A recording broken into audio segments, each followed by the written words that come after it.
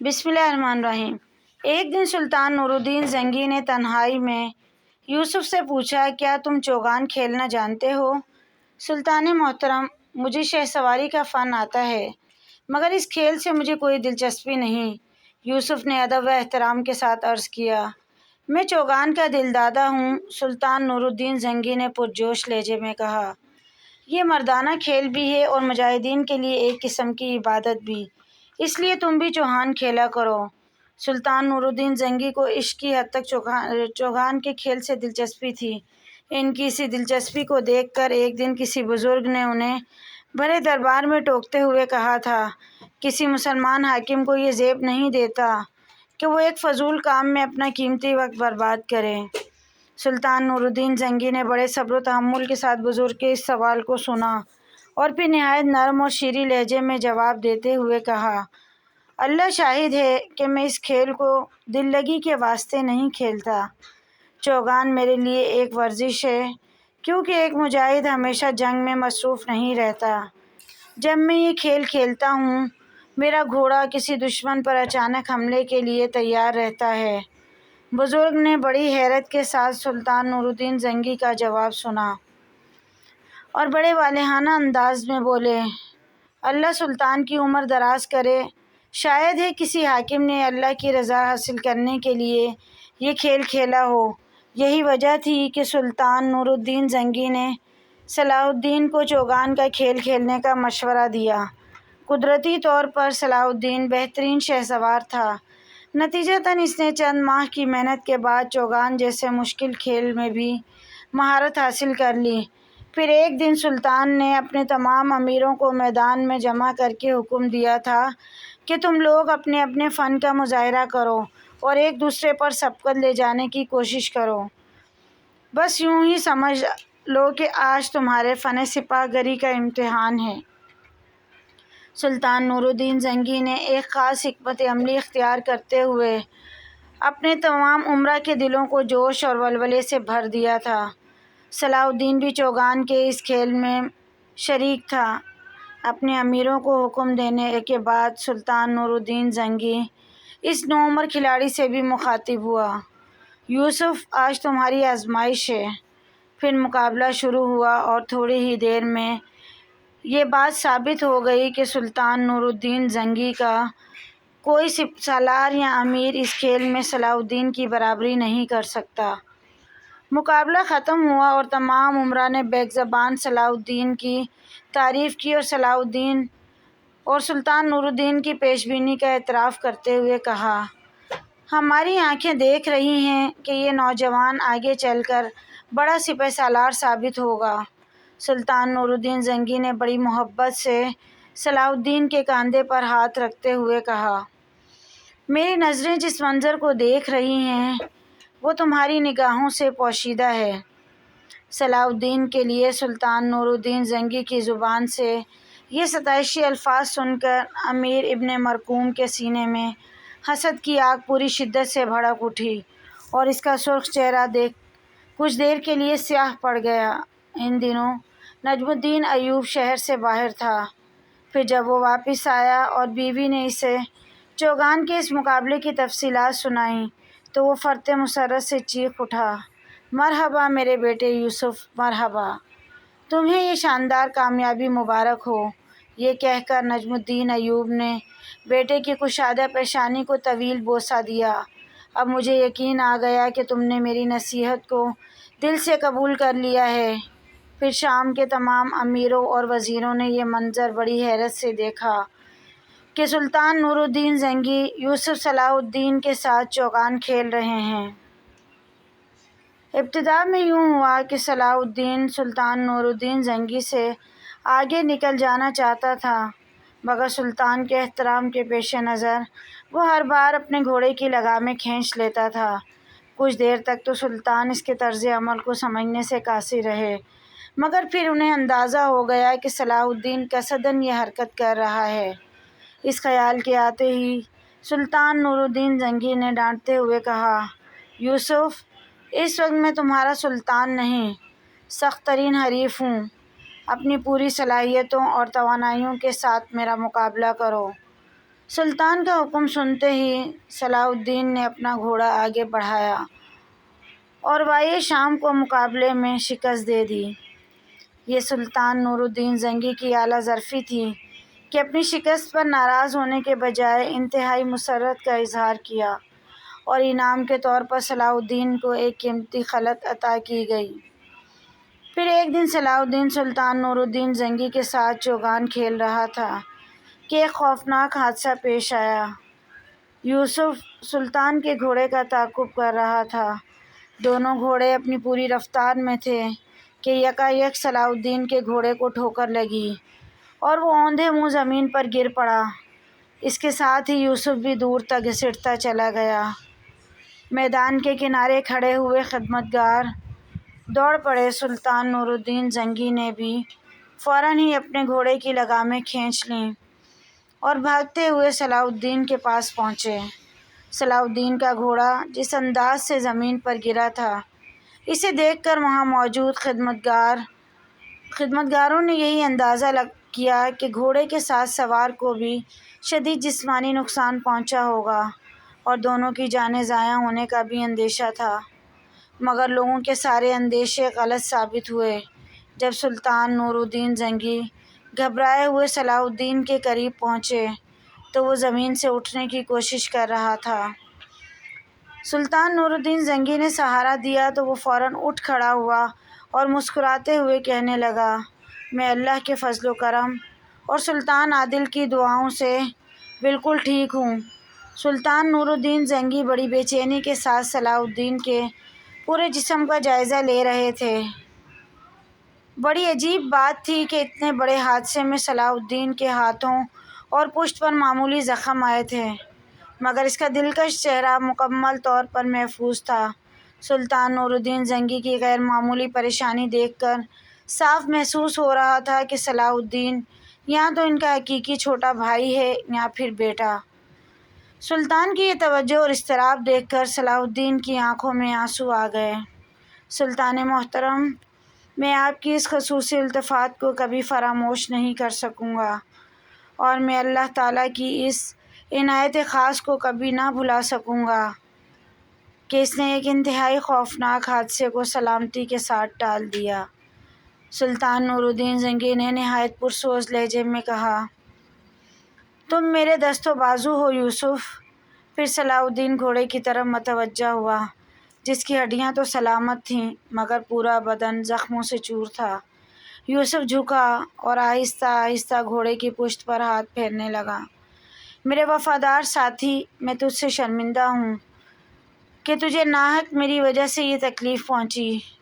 یہ کہتے کہتے یوسف کی آنکھوں میں آنسو آ گئے۔ سلطان نور الدین زنگی نے بڑی حیرت سے یہ منظر دیکھا۔ آج پہلی بار سلطان کو اندازہ ہوا کہ یوسف کس قدر حساس نوجوان ہے۔ بیٹے کی جان بچ جانے کی خوشی میں نجم الدین ایوب اور سط الملک خاتون نے غریبوں میں کھانا اور کپڑے تقسیم کیے۔ اس موقع پر سلطان نور الدین زنگی نے خصوصی دربار آراستہ کیا اور صلاح الدین کو اپنے تخت کے قریب برابر کرسی پر بٹھایا۔ پھر درباری مورخ عماد کاتب نے کھڑے ہو کر انتہائی پرجوش لہجے میں صلاح الدین کے لیے یہ دعائیہ اشعار پڑھے۔ تم کسی عمدہ گھوڑے کے لڑکھڑانے کی پر حیرت کا اظہار نہ کرو، جبکہ اس کی پشت پر تم جیسا مرد سخی سوار ہو۔ تمہارے گھوڑے کی نظر سلطان نور الدین زنگی پر پڑی تو وہ سلام کرنے کے لیے جھکا، اور تمہاری بخشش کا چھوٹا سا حصہ یہ ہے کہ اس گھوڑے کی لغزش کو معاف کر دو، کیونکہ بڑا بخشش کرنے والا لغزش کرنے والے سے درگزر کیا کرتا ہے، اور تم حاسدوں کی آنکھ اور ان کی برائی سے بچو۔ میری دعا ہے کہ تم پر کسی کی نظر بد اثر نہ کرے اور تم نور الدین شاہ رکن عالم کے لیے سلامت رہو اور ہر قسم کے حادثات میں ان کے معاون و مددگار رہو۔ سلطان نور الدین زنگی یہ اشعار سن کر بہت خوش ہوئے۔ پھر درباری مورخ عماد کاتب کو قیمتی خلعت عطا کی گئی اور اس کے ساتھ ہی صلاح الدین کو مصاحب خاص کا درجہ حاصل ہو گیا۔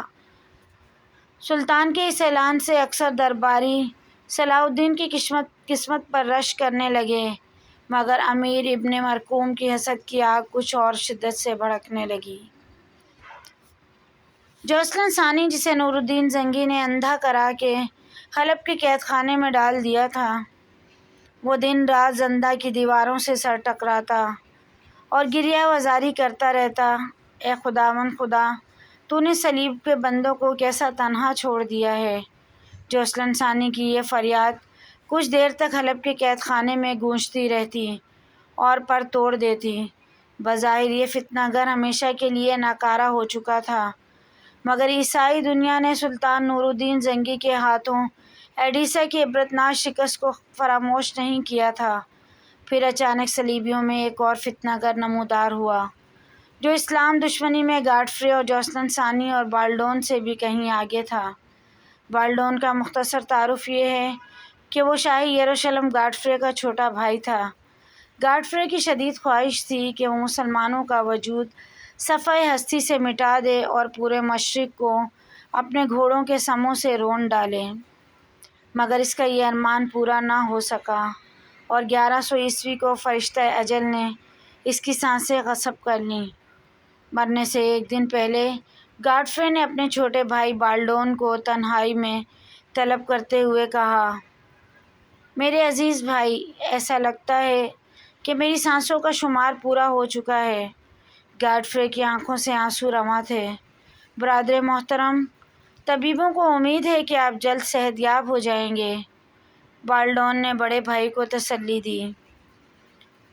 مجھ سے جھوٹ مت بولو بالڈون، شاہ یروشلم گاڈفرے کی آواز نکاہت سے کانپ رہی تھی۔ اب زیادہ وقت نہیں ہے، اس لیے پورے ہوش و حواس کے ساتھ میری بات سنو۔ بالڈون ہمتن گوش ہو گیا۔ میں ساری دنیا پر مسیحیت کا پرچم لہرانا چاہتا ہوں، مگر افسوس وقت نے مجھے مہلت نہیں دی۔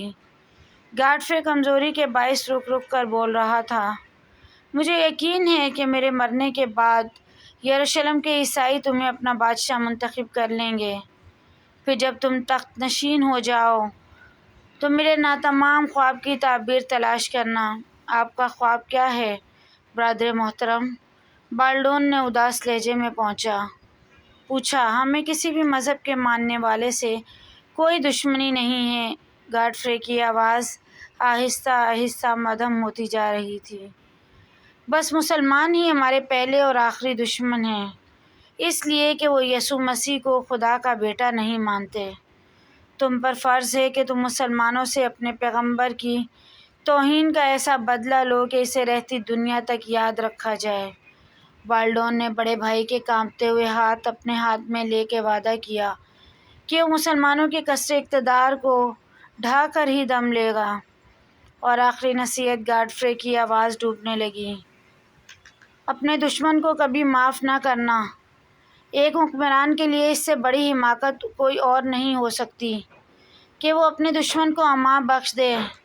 گاڈفرے نے مسلمانوں کے خلاف اپنے دل میں بھرا ہوا زہر کا آخری قطرہ بھی اگل دیا اور دنیا سے رخصت ہو گیا۔ گاڈفرے کی موت کے بعد یروشلم کے عیسائیوں نے اس کے چھوٹے بھائی بالڈون کو اپنا بادشاہ منتخب کر لیا۔ 7 دن تک یروشلم کی فضائیں گاڈفرے کے غم میں سوگوار رہیں۔ پھر بالڈون نے 40 دن تک اپنا جشن تاج پوشی اتنی دھوم دھام سے منایا کہ دیکھنے والے دنگ رہ گئے۔ شاہی محل میں شراب کی نہریں جاری تھیں اور حسین رقاصائیں عیسائی امراء کا دل بہلا رہی تھیں۔ پھر جب یہ جشن مسرت ختم ہوا تو اسے اپنے بھائی گاڈفرے کی وصیت یاد آئی۔ پھر وہ صلیبیوں کے ایک لشکر جرار کے ساتھ توسیع سلطنت کا جنون لے کر یروشلم کی حدود سے باہر نکلا۔ پھر چند سالوں کے اندر بالڈون نے حیفا، بسیان، ارسوف، فیساریہ، سور، عکا، طرابلس اور بیروت فتح کر لیا۔ ان فتوحات کے دوران میں صلیبی لشکر نے مسلمانوں پر جو ظلم ڈھائے، آسمان کی آنکھ شاید ہی کسی ایسے لرزہ خیز اور دردناک مناظر دیکھ سکے۔ عفت مآب مسلمان خواتین کی سرِ عام آبرو ریزی تو عیسائیوں کے لیے ایک دلچسپ تفریح تھی، مگر سب سے لذت انگیز تماشا یہ تھا کہ وہ دودھ پیتے بچوں کو ماؤں کی گود سے چھین لیتے، پھر ان معصوم بچوں کو ہوا میں اچھال کر اپنی تلواروں پر روکنے کی کوشش کرتے۔ نتیجتاً صلیبیوں کی شمشیریں ان شیرخوار بچوں کے جسموں میں اتر جاتی تھیں اور وہ تڑپنے لگتے۔ بالڈون کے وحشی سپاہی کچھ دیر تک یہ خون رنگ تماشا دیکھتے رہتے تھے، پھر بچوں کے ٹکڑے ٹکڑے کر کے ان کی ماؤں کے سامنے ڈال دیتے تھے اور اس قدر کہکہے لگاتے تھے کہ بہت دور تک گرد و نواح کی فضا اس شور سے گونجتی رہتی تھی۔ بالڈون اپنے بڑے بھائی گاڈفرے کی وصیت پر پورا عمل کر رہا تھا۔ پھر جب وہ ایک فاتح کی حیثیت سے طرابلس میں داخل ہوا تو حسب روایت کسی مسلمان کو زندہ نہیں چھوڑا۔ جب اہل ایمان کے خون سے طرابلس کے گلی کوچے بھر گئے تو بالڈون مسلمانوں کے عظیم کتب خانے کی طرف متوجہ ہوا، جس میں 3 لاکھ کے قریب نادر و نایاب کتابیں تھیں۔ اس کتب خانے کی وسعت و عظمت کا اندازہ اس بات سے کیا جا سکتا ہے کہ 100 سے زیادہ کاتب دن رات نقل میں مصروف رہتے تھے۔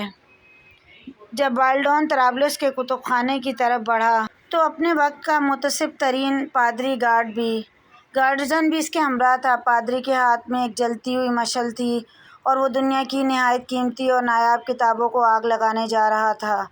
جب کتب خانے کے منتظم ارسلان کو صلیبیوں کے اس خوفناک ارادے کی خبر ہوئی تو وہ عمارت کے صدر دروازے پر آ گئے۔ ان کے پیچھے 50 کے قریب کاتب بھی تھے۔ قاضی ارسلان نے اس عظیم علمی سرمایہ کو بچانے کے لیے پادری گارڈزن کے سامنے ہاتھ جوڑ دیے اور کسی فقیر کی طرح گڑ گڑاتے ہوئے کہا، ہمیں پتہ ہے کہ ہماری گردنیں تمہاری تیغ خون آشام سے محفوظ نہیں رہیں گی۔ ہم تم سے اپنی جانوں کی سلامتی کا سوال نہیں کرتے کہ ایک دن ہمیں جانا ہی ہے، مگر اس کتب خانے کے لیے تمہارے رحم کی بھیک مانگتے ہیں۔ یہ وہ سرمایہ ہے جو آنے والی نسلوں کے لیے صدیوں تک کام آئے گا، اور وہ نسلیں تمہاری بھی ہو سکتی ہیں۔ علم تو تمام انسانیت کی میراث ہے۔ قاضی ارسلان نے علم دوستی کا حق ادا کر دیا تھا۔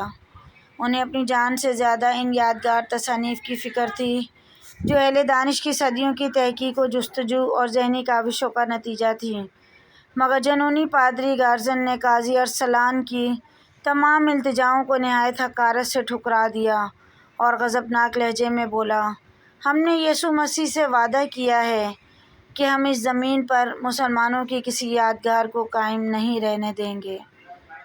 پھر پادری گارڈزن کے اشارے سے قاضی ارسلان اور 50 مسلمانوں کے سر قلم کر دیے گئے۔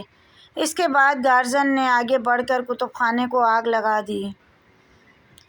پادری کی تقلید میں دوسرے عیسائی سپاہیوں نے بھی اپنی اپنی مشعلیں روشن کر لیں اور عقل و دانش کے اس عظیم ذخیرے پر حملہ کر دیا۔ 3 لاکھ کتابوں کے جلنے میں کئی گھنٹے لگ گئے تھے۔ پورا علاقہ دھوئیں سے بھرا ہوا تھا اور فضاؤں میں صلیبیوں کے وحشیانہ قہقہے گونج رہے تھے۔ قتل و غارت کا طویل کھیل کھیل کر بالڈون بھی دنیا سے رخصت ہو گیا۔ پھر اس کی جگہ بالڈون ثانی تخت نشین ہوا۔ بالڈون ثانی نے بھی گاڈفرے کی طرح مسلمانوں کے قتل عام کو عبادت کا درجہ دے رکھا تھا۔